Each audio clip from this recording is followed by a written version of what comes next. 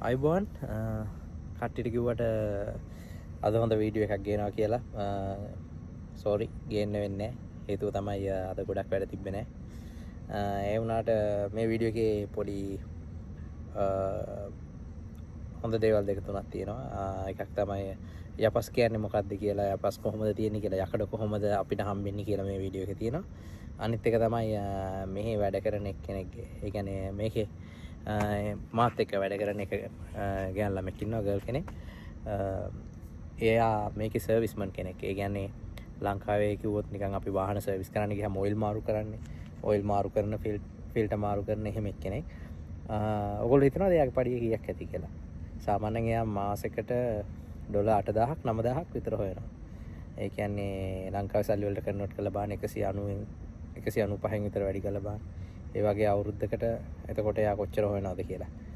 ඉතින් මගේ යාළුවෝ හිටියා, පෙලක් අය හිටියා.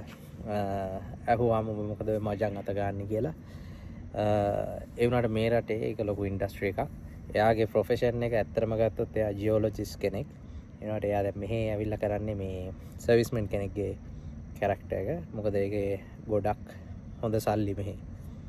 ඉතින් බලන්න වීඩියෝ එක මොනවද ඔයගොල්ලන් සමහර විට මෙහෙට එන්න හිතාගෙන ඉන්නවනම් මයින් ඉන්ඩස්ට්‍රි එකට එන්න ආස නම් පොඩ්ඩක් හොයලා බලන්න විස්තර. ඒ වගේ හොඳ ජොබ්ස් තියෙනවා මේක ඇතුලේ. try කරලා බලන්න. හරි.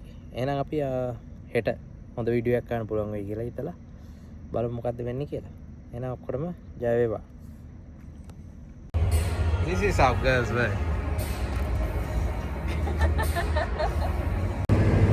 මේ වගේ තමයි එන්නේ යපස්. නිකන් අපේ ලංකාවේ අපි දකින්න නිකන් ගල් වගේ තමයි එන්නේ. ඊට මේක පැලුනොත්, ඒ කියන්නේ මේක කුඩු කරොත්, ක්‍රෂ් කරොත් අපිට බලන්න පුළුවන් එන්නේ මේ තියෙන එහෙම වෙච්ච එකක්. ඔයාලට පේනවනම් මේ තියෙන යපස්.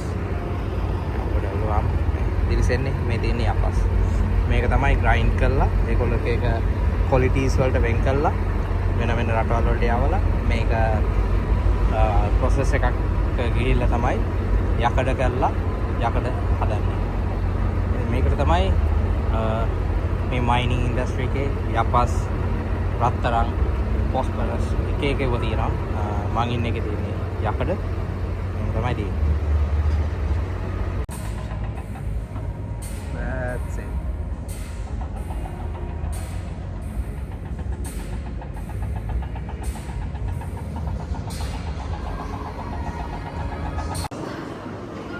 කන්නාව මේක තමයි කන්න තියෙන්නේ. වත් හත් මාළු වගේ මාළුවක් තියෙන මොනවද දන්නේ නැහැ. ග්‍රීන් පීස් යලයි, චිකන්, තව යට තියෙන ස්ටේක් එකක්. කාලා තමයි බලන්න ඉන්නේ. කරපිංච කොලයකුත් තියෙනවා මෙතන. පේනවද දන්නේ නැහැ ඔයගොල්ලෝ. කාලා බලමු.